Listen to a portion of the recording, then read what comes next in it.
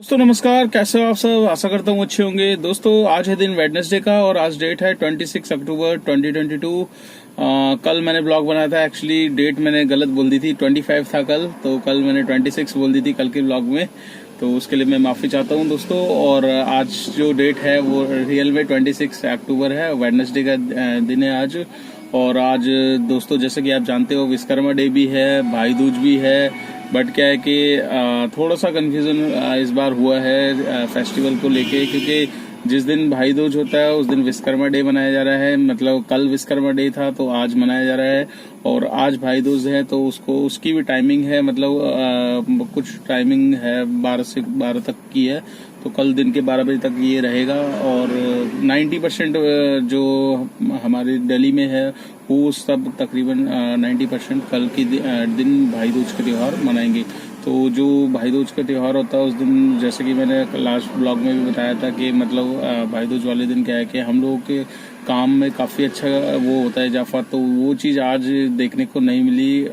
Reason यही था कि मतलब त्यौहार का टाइमिंग बढ़ गया, क्योंकि सूर्य ग्रहण था दिवाली से अगले दिन, तो जिसकी वजह से ये सारी प्रॉब्लम हुई है। मतलब सब लोग अलग अलग, तो जो गवर्नमेंट छुट्टी थी वो जैसे कि होती है वो आज तक की थी। अब कल सभी अपने ऑफिस जाएंगे, भाई दूज का मतलब इतना वो नहीं होगा क्रेज, बट फिर भी जो उनको करना है। बट उस हिसाब से हम लोगों का जो काम था टैक्सी वालों का या ऑटो वालों का या और भी चीज़ें हैं जो ट्रांसपोर्ट लाइन में है, तो उनका इस दिन काम अच्छा निकल आता था, जो कि आज नहीं निकला।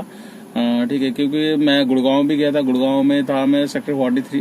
यहाँ से पहली ट्रिप में सुबह निकला था दोस्तों। सुबह तो नहीं निकला था, एक्चुअली कुछ प्रॉब्लम थी जिसकी वजह से मैं आज 2 बजे निकला था।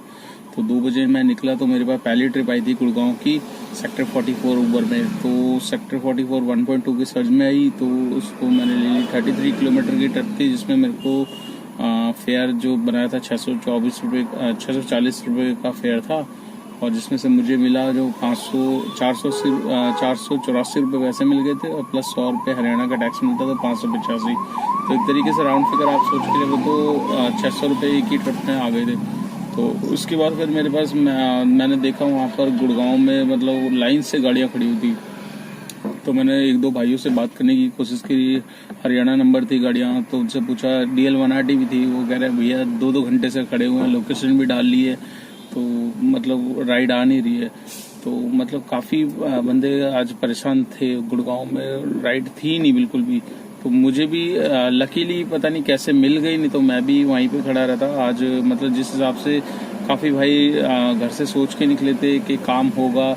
एक्चुअली क्या है कि दिल्ली में तो आपको पता है एवरग्रीन रहता है। दिल्ली में आप कितना ही काम वो हो, बट आपको राइडें मिलती रहती है कंटिन्यू। आप थोड़ी थोड़ी चाहे छोटी छोटी बुकिंग मिले या लंबी मिले, बट मिलती रहती है। जहाँ आप गुड़गांव साइड चले गए तो गुड़गांव में दिक्कत पंगा ये होता है, क्योंकि 90% क्या है कि आपको पता है सारे ऑफिसेज रहते हैं वहाँ पर। जो काम रहता है वो सुबह और शाम का काम रहता है। अब भाई दूज का जो टाइमिंग थोड़ा सा चेंजेस हुआ, जिसकी वजह से मतलब आधे लोग आज मना रहे हैं, आधे कल मना रहे हैं। तो इसकी वजह से क्या है कि कैब की डिमांड बिल्कुल नहीं थी आज, मतलब और गुड़गांव साइड में तो बिल्कुल नहीं थी। हाँ, दिल्ली में हालांकि सर्ज में बुकिंग्स लिए मैंने, जस्ट लाइक आपको बताया, पहली ट्रिप मैंने सर्ज में उठाई थी। तो उसके बाद मैं गुड़गांव से सीधा मैंने लोकेशन लगाई थी गाजियाबाद की, तो मेरे पास आ गई थी सीधा महरौली साइड की। महरौली लिखा हुआ था सेठ सराय, तो मैंने कहा यार ले लो, आप कहीं की भी हो, कम से कम आप यहाँ से निकलोगे तो आप आगे काम कर पाओगे। अगर यहाँ ही आप फंस गए तो वही होता है दोस्तों। देखो कोई अपने मन से निकलता है, काम करने के क्रेज में होता है कि यार चलो आज अच्छा दिन है तो काम करना है, तो मतलब उस हिसाब से निकलता है। और जब यही चीज वेटिंग पे आ जाती है ना कि 2-2 घंटे अगर बुकिंग नहीं मिलती, तो फिर एकदम बंदा फिर डाउन हो जाता है। फिर यही होता है कि लास्ट ऑप्शन यार आधे घंटे और देखता हूँ, नहीं आती तो सीधा घर की तरफ निकल लो, क्योंकि टाइम वेस्ट करने, आपको पता है टाइम वेस्ट करके रोड पे कोई फायदा नहीं है। या तो फिर अपने फैमिली के साथ टाइम बिताओ। तो काफी ड्राइवरों के साथ हुआ है आज तो, और ड्राइवरों के साथ हुआ है जिसको बुकिंग नहीं आई है, मुझे कमेंट्स करके दोस्तों बताना कि आप लोग भी गुड़गांव में थे, आपको मतलब बुकिंग मिली कि नहीं। क्योंकि मेरे को तो ये लगा लो 10 मिनट के अंदर मेरे पास आ गई थी, लकीली रहा मैं, नहीं तो इतनी गाड़ियां खड़ी हुई है, उन्होंने भी लोकेशन लगाई है, उनकी लोकेशन के बावजूद मेरे पास तुरंत बुकिंग आई। तो मैं निकल गया कुतुब मीनार से मेरे पास आ गई थी बुकिंग आपका पहाड़गंज अजमेरी गेट। तो अजमेरी गेट वाली साइड दोस्तों आज कनाट प्लेस पूरा जाम पड़ा था, क्योंकि आपको पता है 5-10 का शताब्दी का टाइम होता है। तो वहाँ पर मैंने तो उन्होंने डाली थी अजमेरी गेट की, मैंने उनको पहाड़गंज के बाहर ही उतार दिया। मैंने कहा सर यहाँ से भागो आप, ठीक है, अजमेरी गेट जाओगे और गंदे जाम में फंसोगे, वरना तो उनको वहाँ से छोड़ के फिर कनाट प्लेस से दो तीन बुकिंग और करी दोस्तों।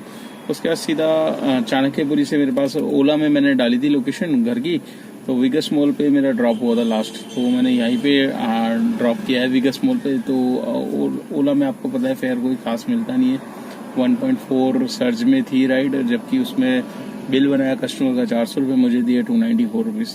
तो अब जैसे भी थी घर के पास आ गए वो सही है, नहीं तो अब क्या है कि पालम साइड में इतना गंदा जाम लगा हुआ है आज। तो ये जाम तो आपको पता ही है डेली रहता ही रहता है, बट क्या है कि जो जितना रहता है उससे ज़्यादा ही था आज। तो दोस्तों आज हम बात करेंगे मतलब उबर ओला के बारे में ही। जैसे कि आप जानते हो मेरे व्लॉग काफ़ी मेरे भाई देखते हैं, काफ़ी स्टेट्स से देखते हैं, यूपी में भी देखते हैं, उत्तराखंड से भी देखते हैं, और मेरी मतलब इंडिया से बाहर भी है, सऊदी में भी है और पाकिस्तान से भी है, काफ़ी भाई हैं, मतलब आते रहते हैं कमेंट्स भाइयों के। तो दोस्तों एक भाई का मेरे पास कमेंट्स आया था और वो जानना चाह रहा था कि मतलब रहता दिल्ली में ही है भाई। उसने मेरे को एक्चुअली सुबह कॉल किया था, कॉल करके मुझसे पूछता है कि भैया मतलब मैं मतलब वो दूसरी लाइन में था, कहता है मेरी लाइन में क्या है कि काम है नहीं, तो मैं सोच रहा हूँ आपकी लाइन में आने के लिए। तो मैंने उसको पहले फर्स्ट ऑफ ऑल यही बोला कि भैया आपने किसी से बात करी मतलब इस लाइन में अगर आप आना चाहते हो? तो कहता भैया मैंने 10-12 जनों से बात करी थी और मतलब उन्होंने यही बोला कि भैया खुद चलाओगे गाड़ी, खुद लोगे तो ही इस लाइन में आप कर सकते हो। और उसका मतलब भाई का जो क्रेज था वो 90% वो एग्री था सेकेंड हैंड गाड़ी पे। तो मैंने उनको यही बोला देखो सेकेंड हैंड गाड़ी अगर आपने मन बना लिया है, और मोती नगर में एक तो डीलर्स हैं उसके मैं नाम शेयर नहीं कर सकता, जो भी है देखो वो अपना कमा खा रहे हैं, अपना जो गाड़ियाँ बिकती है, मेरे से कोई राय पूछता है तो मैं वहाँ का बता देता हूँ, ठीक है। तो उसको पहले से ही पता था भाई को, तो वो कह रहा था मैं होकर आया था और इतना परसेंट 16% ब्याज पे मतलब गाड़ी दे रहे हैं, 2016 मॉडल 2-2.25 लाख की मिल रही है। तो मैंने उसको यही बोला कि यार अगर 2016 मॉडल ले रहे हो आप तो इसमें परमिट आपको कितनी मिलेगी? आपका 2022 चल रहा है, 8 साल की गाड़ी की परमिट होती है, 6 साल ऑलरेडी निकल गए हैं, ठीक है, 7वां साल 1-1.5 साल की आपको परमिट मिलेगी उसमें। तो उस भाई ने बोला कि भैया 1-1.5 साल में भी मैं निकाल लूंगा। मैंने कहा ठीक है भाई। देखो दोस्तों मैं अगर अपनी सलाह दूं तो अगर आप सेकेंड हैंड गाड़ी लेते हो, पहली बात सेकेंड हैंड गाड़ी में देखो बाय द वे वाली बात होती है कि गाड़ी की कंडीशन आपको सही मिल गई, नहीं तो गाड़ी टैक्सी लाइन में जो होती है वो मतलब ज़्यादा चली हुई होती है और मतलब कुछ ना कुछ होता ही रहता है। अगर आप सेकेंड हैंड लोगे तो आपको पैसा उसमें लगाना ही पड़ेगा। तो जब भी आप सेकेंड हैंड गाड़ी का अगर आपने विचार है, अगर कोई अच्छी कंडीशन में मिल रही है, तो दोस्तों मैं यही सलाह दूंगा कि जब भी आप गाड़ी का देखने जाओ तो अपने साथ एक एक्सपीरियंस मैकेनिक को लेकर जाओ साथ में, जो कि गाड़ी को पूरा चेक करेगा, गाड़ी का इंजन वगैरह कुछ खुला तो नहीं है, ठीक है, मीटर आगे पीछे नहीं है, या जो भी है। देखो मीटर तो आपको पता है मोस्टली जो टैक्सी लाइन की गाड़ियां हैं उसको वो पीछे करवा के रखते हैं सब लोग, क्योंकि गाड़ियां चली होती है बहुत ज़्यादा। तो मीटर में तो आप ट्रैक नहीं कर पाओगे, बट हाँ कंडीशन आप देख सकते हो कि कंडीशन मिस्त्री बता सकता है कि हाँ गाड़ी की कंडीशन है। तो पुरानी और नई गाड़ी में देखो डिफरेंसेस यही है दोस्तों। पुरानी गाड़ी अगर अच्छी कंडीशन की मिल गई तो आपका मतलब कमा के देगी, अगर नहीं मिली अच्छी कंडीशन की तो आपको उसमें पैसे फिर लगाना पड़ेगा। तो जितना आपने सेकेंड हैंड गाड़ी में लगाना है इससे बढ़िया आप फिर नई ले सकते हो। तो नई में क्या होता है दोस्तों, नई में क्या है कि आप एक बार अगर आपने नई गाड़ी ले ली तो 2 साल तक नई गाड़ी आपको कोई भी दिक्कत नहीं देने वाली है, ठीक है।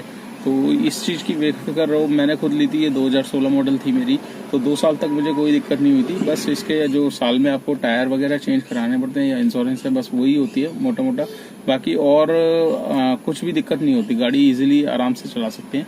तो अपने अपना बजट है, अगर आपका बजट कम है, अगर आप सेकेंड हैंड गाड़ी लेना चाह रहे हो तो देखो दोस्तों सबसे पहले तो मैं यही प्रेफर करता हूँ कि भाई तो किसी भी भाई को इस लाइन में फंसाने की कोशिश नहीं करता। पर बहुत से भाई अपना मन बना चुके होते हैं, एक्सपीरियंस ले लेते हैं इधर उधर से पूछ पाछ के, तब वो इस लाइन में कहते हैं हमने एक्सपीरियंस ले लिया। तो अब मेरे पास भी जिस भाई का फ़ोन आया था, मैंने उसको यही बोला था यार पहले आप पूछो 10 जगह, उसके बाद या फिर किसी की गाड़ी लेके चलाओ। तो उसने बोला नहीं भैया मैं पूछ चुका हूँ और मैं कहा आपकी मर्जी, देखो OLX पे ट्राई कर लो या फिर आप जो मोती नगर में है या और भी आसपास किसी भी उससे बात करके आप ले सकते हो अगर आपका सेकंड हैंड गाड़ी का वो है। बाकी मेरा प्रेफर यही है कि सेकंड हैंड गाड़ी से बढ़िया आप नई लो तो वो बेस्ट है। उसमें क्या है कि आपको कोई दिक्कत परेशानी नहीं आने की। और अगर सेकंड हैंड देखते हो तो आप किसी मैकेनिक के साथ अपना एक्सपीरियंस मतलब वो आपको अच्छा गाइड कर सकता है कि गाड़ी इससे ठीक है या नहीं, क्योंकि आपको इतनी नॉलेज नहीं होगी जितना मैकेनिक आपको डीपली बता देगा।